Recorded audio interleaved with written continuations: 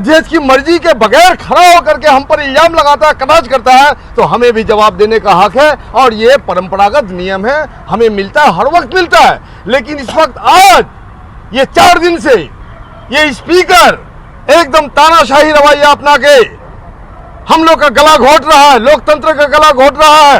तो एक तरफ सत्ता पक्ष के लोगों को कुछ भी बोलने के लिए और कभी भी बोलने के लिए इजाजत दी जा रही है, छूट दी जा रही है, और दूसरी तरफ विपक्ष का व्यक्ति यदि कोई सार्थक बात भी बोलना चाहता है, आज नेता प्रतिपक्ष नहीं है, नेता प्रतिपक्ष के बाद जो बैठे हुए वरीय नेता हैं उन यदि बोलना चाहते हैं तो उनके माइक को बंद रखा जाता है, उनको इजाजत नहीं जाती है। Special category status of state अलग चीज है, पैकेज अलग चीज है।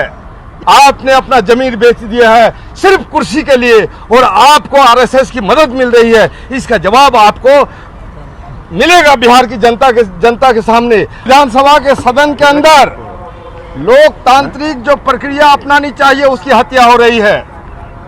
बजट सेशन की शुरुआत हुई ही थी, हमारे विपक्ष का कट मोशन था, कांग्रेस के हमारे माननीय सदस्य अजय कुमार सिंह जी ने जो ही बोलना शुरू कर दिया और बोलने के कुछ ही 2-3 मिनट के बाद माननीय संसदीय मंत्री जो विजय कुमार चौधरी जी ने हस्तक्षेप किया और हस्तक्षेप के जरिए हमारे जो विपक्ष के हिंदुस्तान ऑल इंडिया के नेता है राहुल गांधी जी उस पर कटाक्ष किया। जब उन पर कटाक्ष किया, ये परंपरा है, जब कोई अनाधिकार अध्यक्ष की मर्जी के बगैर खड़ा होकर के हम पर इल्जाम लगाता है, कटाक्ष करता है, तो हमें भी जवाब देने का हक है और ये परंपरागत नियम है, हमें मिलता है, हर वक्त मिलता है। लेकिन इस वक्त आज ये 4 दिन से ये स्पीकर एकदम तानाशाही रवैया अपना के हम लोग का गला घोट रहा है, लोकतंत्र का गला घोट रहा है।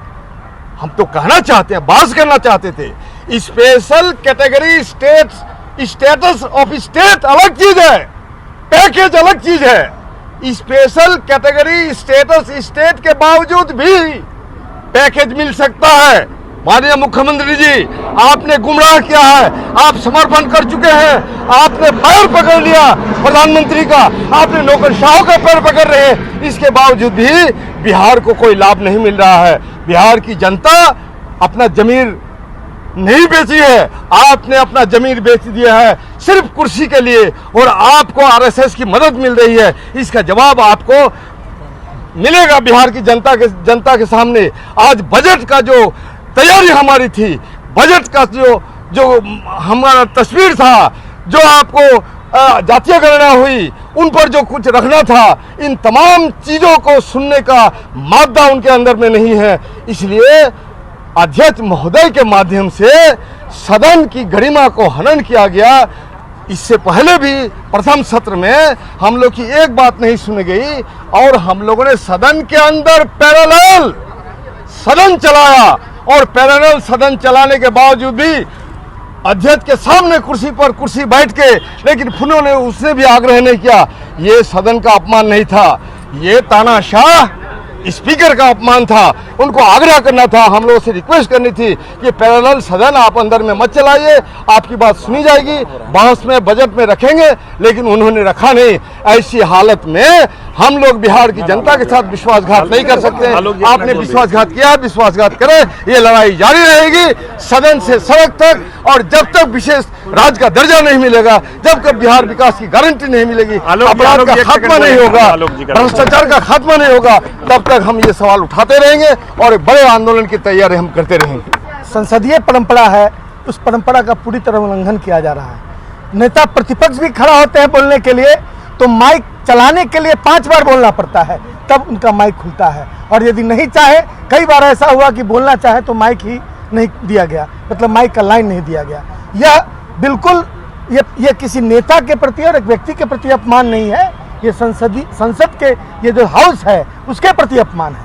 क्योंकि यह कोई क्लासरूम नहीं है कि तुम जाके सीट पर बैठो और तब मैं कोई इजाज़त दूंगा। यह एक जनता के विचारों का संगम है, जहां जनता से वोट लेकर लोग आए हैं। हर मेंबर को अधिकार है अपनी बातों को रखने का, बिल्कुल डिसिप्लिन होना चाहिए, लेकिन उस डिसिप्लिन का पालन एक तरफा किया जा रहा है।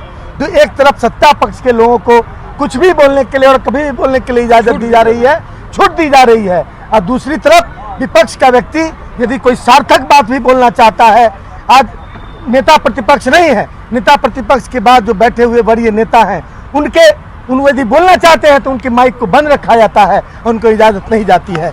इस बात का हम पूरी तरह पुरजोर विरोध करते हैं और हम चाहते हैं कि संसदीय परंपरा के अनुसार सदन चले, और नहीं तो विपक्ष एकजुट है इस विषय पर और अंत तक लड़ेगा जब तक इसमें सुधार नहीं होगा। धन्यवाद।